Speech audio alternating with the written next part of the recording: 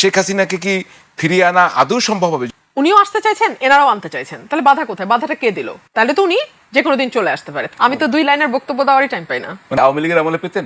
আমাদের প্রধানমন্ত্রীর ভারত সফর 2-3 দিন আগেও আমরা দুই দেশের সংবাদ মাধ্যমের খবর পাচ্ছিলাম যে হয়তোবা যাচ্ছেন, কিন্তু আজকে কিন্তু এটি স্পষ্ট হয়ে গেছে আমাদের দিক থেকেও। আমাদের পররাষ্ট্রমন্ত্রীর মুখপাত্র এ.কে.এম. শহীদুল করিম তিনি বলছেন অনুকূল পরিবেশ তৈরি না হলে এটি সম্ভব না, মানে হচ্ছে না। তো ওদিকে কিন্তু নাহিদ ইসলাম আবার কয়েকদিন আগে বলেছিলেন এনসিপির যে এগুলো একটা ডেট নির্ধারণ করতে হবে, যে শেখ হাসিনাকে কোন দিন ফেরত আনা হবে, এগুলো নির্ধারণ করার আগে কিন্তু যাওয়া যাবে না ভারতে।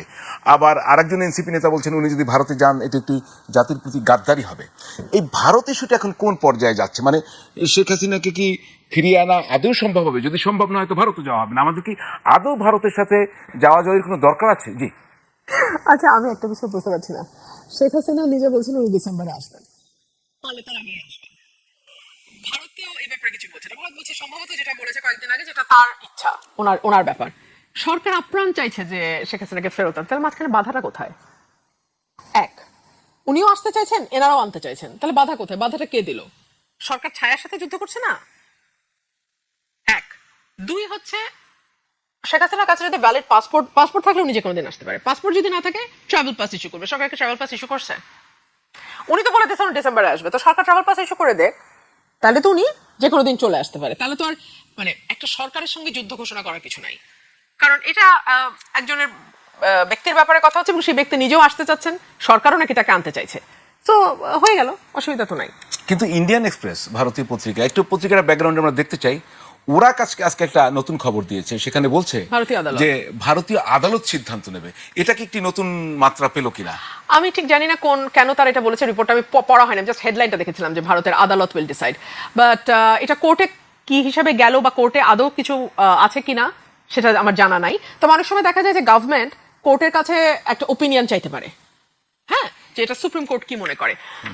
বাট শেখ হাসিনার ইস্যুটা এত পলিটিক্যাল যে এখানে সুপ্রিম কোর্টের কাঁধে বন্দুক রাখবার প্রয়োজন আছে কিনা আমি ঠিক জানি না। এটা ভারত সরকার ভালো বুঝতে হবে। একদম একদম শেষ যে তাহলে বাংলাদেশ ভারত সম্পর্কটা কোন দিকে যাবে? মানে এই সম্পর্ক তো ইন্টারিম গভর্নমেন্টের সময় আমরা খুব খারাপ অবস্থায় দেখছি, আমরা এখন আরো খারাপ অবস্থায় যাবে। তো আমাদের সেই ডিপ্লোম্যাটিক জায়গাটা কিভাবে আমাদের প্রস্তুত হতে হবে? ধরেই নি ভারতের সাথে সম্পর্ক ভালো হবে না, তাহলে আমাদের কি করতে হবে? আমাদের তো এগিয়ে যেতে হবে। আমরা এই ব্যাপারে আমাদের জামাত আছে, এনসিপি আছে, তাদের সঙ্গে সরকার পরামর্শ করবে কি করা যায়। আমাদের কথা বলার তো আর কোনো পরামর্শ আমি চাইতে পারি। এমপি হিসেবে তো আমার মানে বক্তব্য দেওয়ার জন্য আমি সময় পাই না, পরামর্শ আর দিব না। পরামর্শ দিতে তো লম্বা সময় লাগে, তাই না? জি, আমি তো 2 লাইনের বক্তব্য দেওয়ারই টাইম পাই না। মানে কোথায়? সংসদে। তাহলে কি আওয়ামী লীগের আমলে পেতেন? না, পেতাম না। কিন্তু লড়াই টড়াই করে অন্তত স্পিকার কখনো বলতেন না যে চিফ হুইপের কাছে যান বা অমুকের, ওনার হাতে যেটুকু আছে উনি ওইটুকু দেওয়ার চেষ্টা করতেন। এখন তো আমি না, এখন ধরেন এখনকার পার্লামেন্টে আপনি এ পর্যন্ত যেটুকু সময় পেয়েছেন, তো আওয়ামী লীগের সময় পার্লামেন্টে কি কম্পারেটিভলি কখন আপনি বেশি সময় পেতেন, এখন না আগে? এটা মাত্র 6 মাস হয়েছে, আমি আরো কিছুদিন গেলে বুঝতে পারবো। তবে মোটামুটি একই। তবে আমার মনে হয় আরো 6টা মাস যাক, আমার কাছে আরো ক্লিয়ার হবে। না, আপনার কাছে আমার কেন জানি মনে হয় আপনি কিন্তু বলেন প্রায়, আমি একদম শেষ পর্যায়ে গিয়েও শেষ করতে পারলাম না। আপনি এই সরকারের সাথে আগের সরকারের কোনো পার্থক্য দেখতে পাচ্ছেন নাকি? শুনতে পারবো সেটা? পার্থক্য পাচ্ছি না তো, আমি আপনাকে এখানেই বলছি কোনো পার্থক্য নাই তো। আপনি পার্থক্য পাবেন কেন? সেটা ছিল সেন্টার লেফট টু ফার লেফটের একটা পার্লামেন্ট, এটা হচ্ছে সেন্টার রাইট টু ফার রাইটের একটা পার্লামেন্ট। ওখানেও বিরোধী দল ছিল ঘরে পোষা, এখানেও বিরোধী দল এখন পর্যন্ত ঘরে পোষা। কিন্তু তখন ওখানে যে বিরোধী দল ছিল তাদের এই লক্ষ্য ছিল না যে তারা একসময় 70 থেকে 170-এ যাবে, কিন্তু এই বিরোধী দলের লক্ষ্য হচ্ছে 70 থেকে 170। যতদিন পর্যন্ত সেই ফেভারেবল কন্ডিশন না হচ্ছে ততদিন পর্যন্ত সরকারকে বড়ভাবে ডিস্টার্ব না করা, সিম্পল। জি, আপনি তো বেশ উত্তেজিত হয়েও যান মাঝে মধ্যে, কিন্তু আমার খুব ভাবতে দেখতে কষ্ট হয়।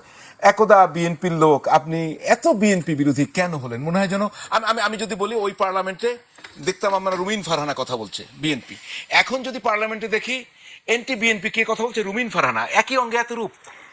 আমার মনে হয় আমার রূপটা স্ট্যাটিক, আপনাদের রূপ পাল্টায় যায়।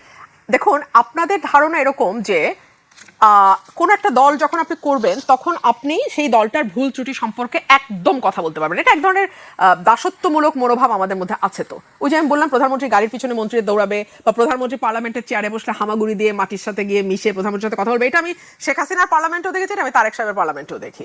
একেবারে হামাগুড়ি দিয়ে গিয়ে মন্ত্রী এমপিরা প্রধানমন্ত্রীর পা ধরে গিয়ে কথা বলে। বিনয় হতে পারে। হ্যাঁ, তো খুবই ভালো। মানে বিনয়টা আপনি আসলে কোন জায়গায় কতটুকু দেখাবেন, দুটো মানুষের মধ্যে বিনয় কোন পর্যায়ে যাবে আর আপনার সৃষ্টিকর্তার সামনে বিনয়টা কোন পর্যায়ে যাবে, দুটো যদি এক হয়ে যায় তাহলে বিপদ না? তো এনিহাও আমি আসলে আমার অবস্থান একই। তখনও আমি যে অন্যায় অবিচারের বিরুদ্ধে বলেছি, এবং আপনাদের পত্রিকার রিপোর্ট ঘেটেই বলেছি। আমি এমন না যে নিজে মানে একেবারে নিজের পত্রিকা বের করে সরজমিনে তদন্ত করে বলছি না, আপনাদের এস্টাবলিশ নিউজ পেপারে যা বের হয় সেটার ভিত্তিতে বলছি। আজকে আমি যে রেফারেন্সগুলো দিলাম, এই যে 21 টেলিভিশন আপনার চ্যানেলে বসে আপনার চ্যানেলের রেফারেন্স দিয়ে কথা বললাম। এখন এটা যদি এখন আপনি বলেন যে অমুকের বিপক্ষে গেল, আপনি অমুকের পর, না, আমি কারোর বিপক্ষে বা কারো